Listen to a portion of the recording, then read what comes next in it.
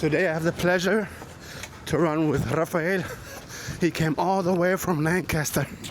He had to wake up at 4:30 in the morning. No, driving, I got out. I woke up at 3:45. I had to feed my dogs and stuff. Right. I left my home at 4:30. So when did you meet Judge Craig Mitchell the first time? 2004, at a parole board hearing. I had 36 years to life for a gang killing, attempt to kill another guy, and gun allegation. So I had 36 years to life. Wow. He was representing Los Angeles City as he was representing as the prosecution representing the people of the city of LA. Right. And he read my file. When it was time for him to talk at the parole board hearing, he said, I thought this guy should never go home. But seeing everything he's done, and hearing him speak today, this is not the same guy. And, he supported them to releasing me, but I was refused by the parole board. And I wrote him a thank you card a few months later saying thank you for having the gall to say what you really feel. And normally deputy district attorneys go to parole board hearings and they feel their job is to keep everybody in prison. He's not like that, and he wasn't like that. And we corresponded. He wrote me back. He responded to my thank you card, and we corresponded for about 6 years until I was paroled. And he's always been like my father, very supportive. And when I got out in 2011, by the grace of God, I went to the courtroom, and it was lunchtime, and they said, you can't go in there. And I said, how about if I know the judge? And the people in the hallway said, well, you can, then I guess. And I walked in, and when I walked in, all the lawyers and deputy district attorneys and their associates, they all turned and looked at me. They said, what do you want? And I said, I'm here to see the judge, Craig Mitchell. I know him. And they said, what's your name? And I said, Rafael Cabrera. And he was sitting on the bench, and he ran towards me. Oh my God. Practically ran and gave me a hug. I was trying to give him a handshake. He says, you can't get away with that. Imagine. So he gave me a hug. Rafael, what is your mission today? I like to support people, help people when they're on their journeys, and let everybody know that change is possible. And we have to manifest it in our heads. We have to think, hey, you know what? If this guy could do it, I could do it. Right. So I'm here with Rafael Cabrera, and if you didn't watch the movie, what's the name of the DVD, the movie? Skid Row Marathon. You ain't seen it, you're missing out. Rafael, a lot of people who hear your name, Rafael Cabrera, they be like, hey, is there like a Latin background? Do we have Dominican. a Latino background? Dominican. I was born in New York City. All my family's from the Dominican Republic. What made you move over to Los Angeles? Or was it the choice of your parents? My mom didn't want me or my brother to end up using drugs or going to jail. And she moved over here, and everything she feared happened. Okay. She didn't want us to go to jail, use drugs, join gangs. And me and my younger brother, we did exactly that. But she had 5 boys and 1 girl, and 3 of the boys ended up messing up. Oh my God. But by the grace of God, we're all sober and doing better today. Including myself. Let me guess. Were you born in the 60s or 70s? Oh, you said let you guess. Okay. Yes. 69. No. I was born in 64. Wow. I'm 62. 10 years older. I'm gonna turn 52 July 1st. All right, man. Happy birthday. Happy birthday. All right. 10 years. I want to do things to help others. And I know if I could do it, they could do it. So I've been out 15 years. Come this September. I got out on September 2nd, 2011, by the grace of God. Amen. And then when I got out, I put my foot on the ground and took off. But, you know, I always wanted to do things and help other people. Amazing. And, you know, Craig, he's an inspiration. Right. So, you take the heat.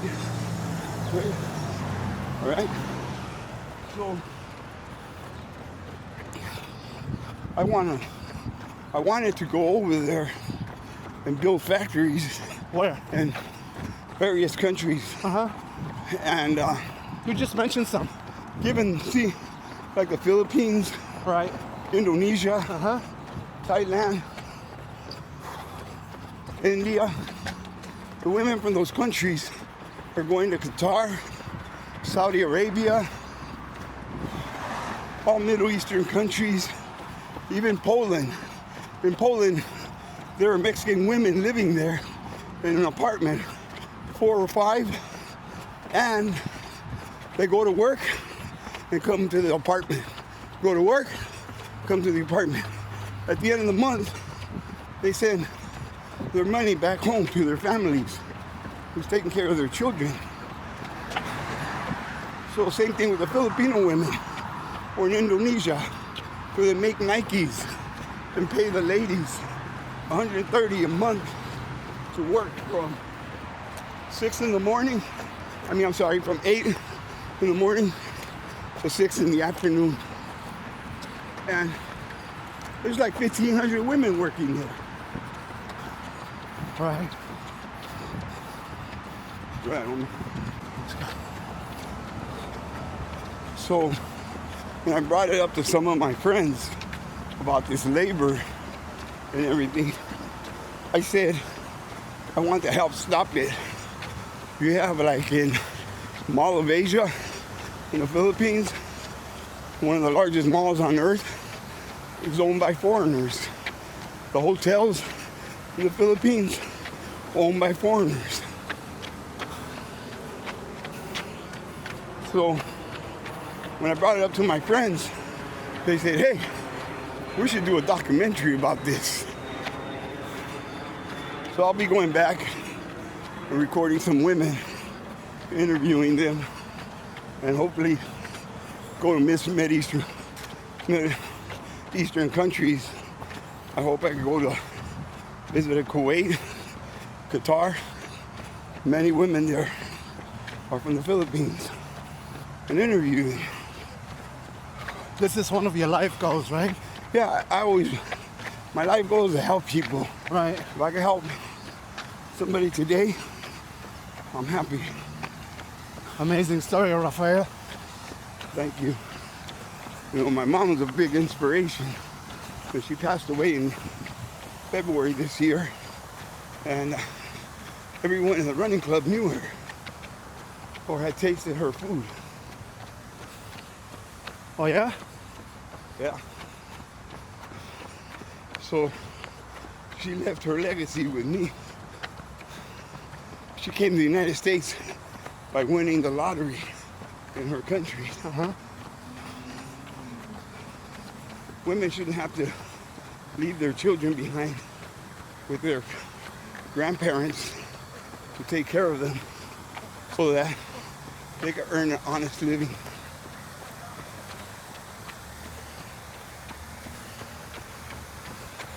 Thank you so much for sharing your story, Rafael. I appreciate that. Thank you. Started was right there. Who started there? House. Father Boyle started right here on Glass Street. Oh, okay. And between 4th and 1st, he started his missionary here in the late 1980s. Father Greg Boyle, G-Dog, and he's created the largest gang intervention program in the world, and the United States, of course. But he's always invited to go speak. He's helped a lot of people, and he's like family to us. No. The club's only like 14 years. I've known him since 2004. Rafael knows Judge Greg Mitchell before he created the Skid Row Running Club. Yeah, I've known him since 2004, and the running club was around 2012. Right. So I got out in 2011, and he wanted to do a running club with parolees. But I know his grand heart, and I go, that ain't gonna work. And one day he just came up to me and said, hey, this guy I sentenced, he called me from the Midnight Mission, asked me to go and visit him. So he went to visit him at the Midnight Mission, and the Midnight Mission director heard there was a judge in the building and went down there and greeted Craig and asked Craig what he could do. Craig says, I run, I could take guys running, and hence that's how the club started. So he called me up and he goes, hey, I'm starting this running club, can you come? And I go, where? He goes, Skid Row. I go, Skid Row, are you sure? You know what's down there? And he goes, no, it's okay. And I went down there and we ran, and I felt like I was his little bodyguard. You know, I wanted to protect him. I was his pet bull, but or Cane Corso, like my dog. But it turned out like after a while, people started hearing that there was a judge running, and everybody's like on Skid Row going, hey, there's the judge. Hey, judge. Hi, judge. And they're greeting him and welcoming him and asking him for advice, all kinds of things. And he became like a term of endearment, the godfather for the people in Skid Row. He loves and cares for them and wishes the best for them. And he's helped many, many people. And those people he's helped have helped many. Just the Skid Row marathon movie says it in itself. You know, how Rebecca is a nurse today, saving lives. Ben is playing music and doing scores and, again, helping people on their journeys with wonderful music. And David Askew continues painting and astounding people with his incredible work. And people are following him and asking, how have you done this, David? How have you changed your life? How could you do this? And you know, it all goes back to the root, Craig Mitchell. Thank you. Thank you, Rafael. Amazing insights from the before this Skid Row Running Club started.